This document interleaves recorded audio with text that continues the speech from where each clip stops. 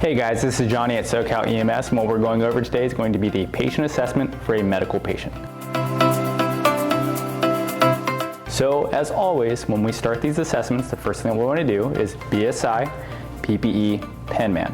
PenMan is personal protective equipment, environmental hazards, number of patients, mechanism of injury or nature of illness, any need for additional resources, generally ALS or fire, and any need for extrication or need for C-spine.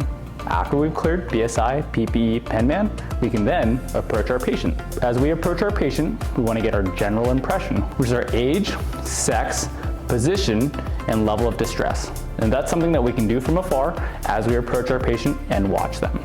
One thing that we want to key into is our patient tracking us. Is there anything in the environment that can warn us or tell us what's going on, if there's any scene clues or anything like that. And then we approach our patient and ask our AFPU, or alert, verbal, painful, and unresponsive. If your patient's alert, we can ask them orientation questions, which are person, place, time, and event. So generally what I like doing is saying, "Hi sir or ma'am, my name is Johnny, what's your name? Do you know what city we're in? Do you know what year it is? And why did you call 911? Or why did you call for an ambulance or a fire engine?" Now that we've done our patient's responsiveness, we can now check for our ABCs, or airway, breathing, or circulation. So for our airway, if our patient's talking to us, we already know that the airway is open, patent, and clear, and that there's no need for suction. If they aren't talking to us, we might have to investigate that a little bit further. To open the airway, we can either use a head tilt chin lift or a jaw thrust if it's a trauma patient. For breathing, we want rate, effort, and tidal volume. So those are going to tell us how hard the patient's breathing. Also, we're looking for any outward signs like accessory muscle use, any tripoding, or anything else that can cue us into this patient's having difficulty breathing. And then for C, or circulation, we want our pulse, which is our rate, rhythm, and quality, as well as our skin signs, which is color, moisture, and temperature. After we've collected our ABCs, it's then time for us to make a transport decision. So is this patient a stay and play or a load and go? Or we can call it stable or unstable, depending on what we're seeing in our ABCs.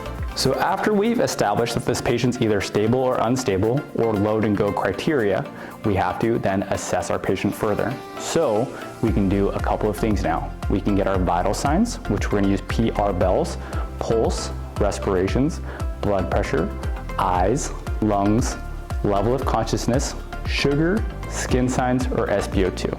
We can delegate that out to a partner, or if you're an organization that wants you to get your first set of vitals, that could be the time for you to get them. And then we can do our OP-QRST and sample. So onset, provocation, quality, radiation, severity, and then time. And then sample is signs and symptoms, allergies, medications, pertinent past medical problems, or you can simply ask them, "Sir or ma'am, do you have any medical history?" Last oral intake, and then the events leading up to the incident. So after our OP-QRST and sample, we're going to have to do our secondary assessment. On our secondary assessment, we want to look, listen, and feel to ensure that there's nothing that we've missed. So if the patient's having chest pain, we want to palpate their chest. If they're having abdominal pain, we want to palpate their abdomen, or we can ask a series of secondary questions to further investigate to figure out what's actually going on.